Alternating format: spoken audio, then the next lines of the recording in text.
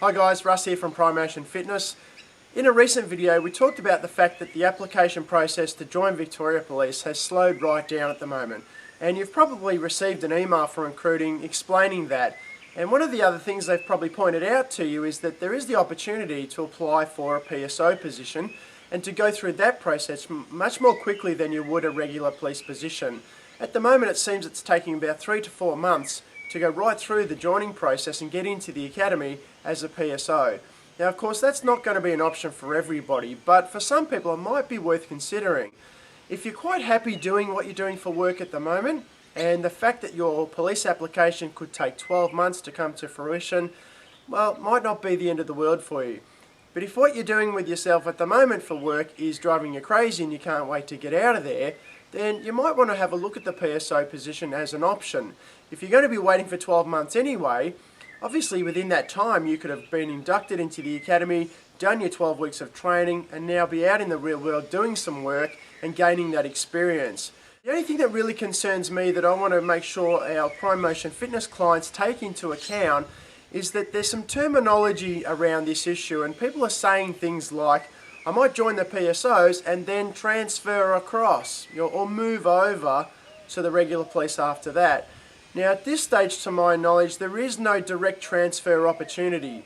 Sure, you could do 12 months or a couple of years worth of PSO work and then try to join Victoria Police as a regular police officer, but at the moment that's going to involve you going back to the start and doing the whole application process over again.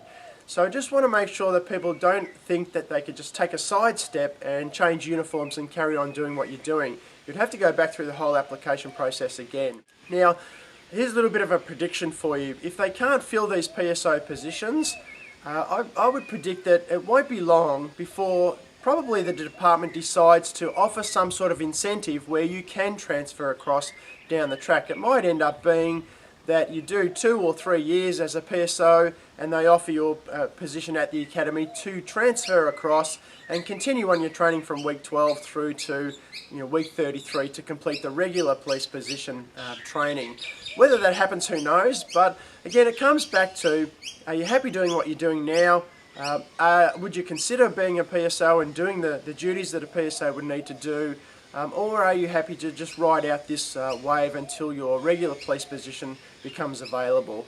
Either way, I think it's certainly good food for thought, and it might be worth looking at as an option. But of course, make sure that you clarify all of those little issues with recruiting before making a decision, and just get clear on what is allowed to be done, what can be done, and what can't be done, so that you're informed before you make that sort of decision.